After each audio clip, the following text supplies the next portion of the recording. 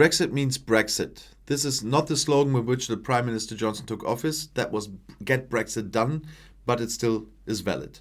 But the more Britain's exit from the EU becomes a reality, the clearer it becomes. Brexit means trouble, lots of trouble. By the way, you should stay tuned until the end if you don't want to miss anything interesting, and if you don't want to miss anything at all. Just subscribe to my channel and click the little bell.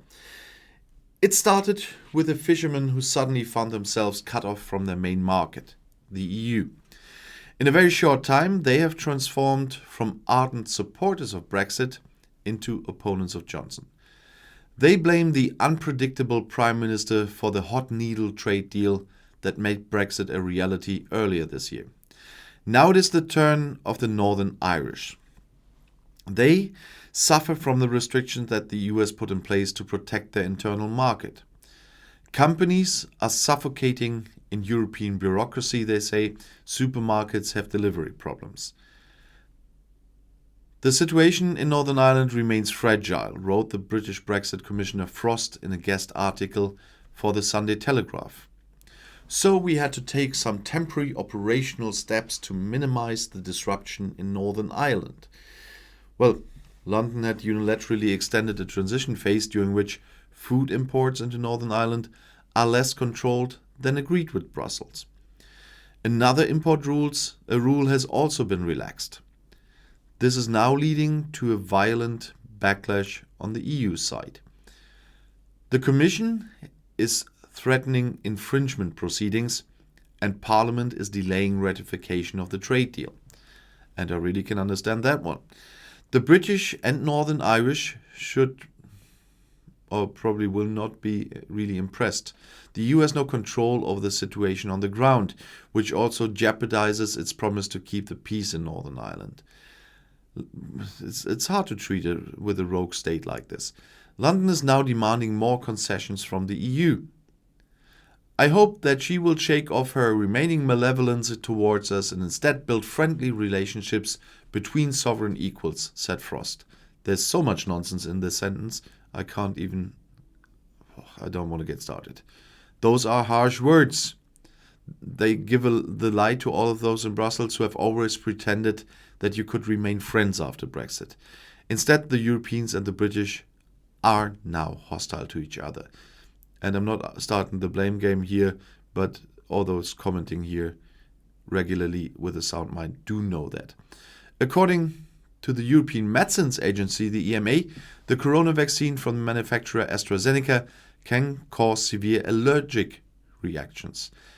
Anaphylaxis and hypersensitivity reactions should be included in the list of possible side effects of the vaccine, the EMA said on Friday, citing several cases in the UK.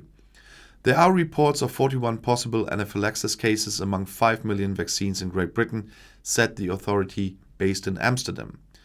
After carefully analyzing the data, the Vaccine Risk Assessment Committee considered a link between the allergic reaction and vaccination to be likely in at least some of these cases. At the same time, the EMA pointed out that severe allergic reactions are a known rare side effect even with vaccinations against other diseases. The AstraZeneca package insert already recommends that patients should remain under observation for at least 15 minutes after vaccination in order to be able to react to possible allergic reactions. In the vaccination center here in my hometown, they offer people to stay for half an hour just in case. So even if they are getting Pfizer, BioNTech or whatever, it always can happen. That's because I have a lot of allergies, and so they really have to have a look all the time what vaccines I can get and under what conditions. And so it's not unusual. But after reports of isolated serious illnesses after vaccinations, Denmark had stopped using the AstraZeneca corona vaccine as a precaution. And as I said this morning, Ireland is the latest one doing that. Germany's northern neighbor announced on Thursday that it would temporarily refrain from using the British-Swedish company's preparation for 14 days. The reason for this are reports of severe cases of blood clots in people who have been vaccinated against COVID-19, said the Danish Health Administration. These should now be examined more closely.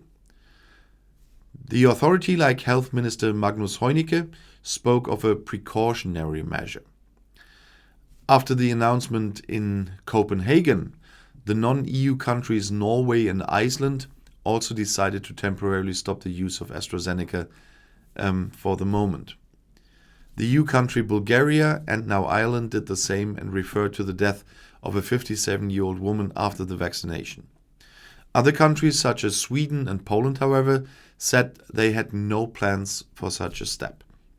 Citing its safety committee, the EMA stated yesterday that benefits of the vaccine continue to outweigh the risks, and the vaccine can continue to be administered while the investigation into cases of thromboembolic events continues.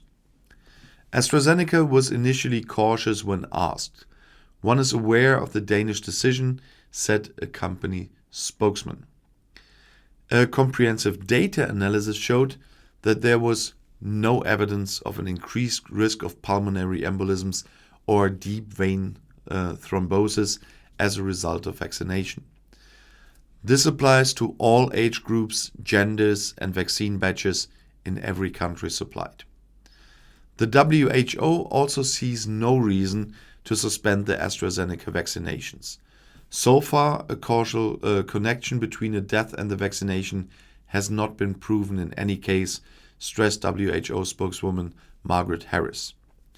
AstraZeneca is an excellent vaccine, just like the other vaccines used. And in Germany, it wasn't stopped either, by the way. And another thing, close scrutiny of UK financial firms is happening. European Union outposts will continue indefinitely, the bloc securities watchdog said, as regulators begin a round of new checks on how they are operating. Hundreds of trading and investment firms from the City of London have set up shop in the EU to avoid disrupting business with the bloc by relocating staff and assets. The costly investment was vindicated by an UK-EU trade deal that left UK financial services largely cut off from the continent after Britain left the EU's orbit on December 31st. The European Securities and Markets Authority, the ESMA, had checked the license applications from new hubs in case national regulators were offering sweeteners. ESMA Chair Stephen Mayor said the watchdog has now begun reviewing how the licenses are working on the ground in a process that will continue indefinitely to ensure sufficient activity and senior staff. How you structure your business between the UK and the EU, that will be an ongoing issue. There will be new business models. There will be new questions around how can you organize that, Mayor told Reuters. Although it will not be done in the context of Brexit, the UK and EU will continue to be very interconnected markets, and so there will be on a continuous basis questions around how do you ensure proper supervisable entities in the EU. The close scrutiny will test post-Brexit relations between Britain and the bloc, already strained by clashes over Northern Ireland and COVID-19 vaccines. Both sides aim to agree a cooperation pact in financial regulation by the end of March, a first step in restoring trust and potential UK market access further down the road. Although with what happens with Northern Ireland, we will see.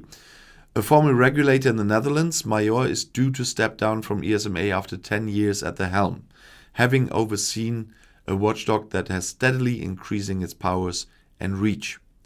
There is no need for a US-style super regulator, but it would be very logical for ESMA to build on the Brexit checks to become the EU regulatory gateway for market participants from any part of the world that want to operate in the bloc. If market participants can choose 27 member states to locate themselves, then there is obviously a high risk of regulatory competition, Mayor said. EU policymakers breathed a sigh of relief when there was no market disorder in January due to the severing of the most cities' access to the bloc. Mayor said assessments by UK and EU regulators of risks to market stability ahead of Brexit had proved to be on the mark. EU curbs on city access led to swaths of Eurostock and swaps trading, leaving London for the bloc, and New York without a hiccup. Regulators focused on stability, not on avoiding splits in markets, he said. With Brexit comes fragmentation. That is what Brexit is about. It's a decision by the UK to leave the EU, and their decision alone. And if you want to stay informed, please subscribe to my channel. Auf Wiedersehen.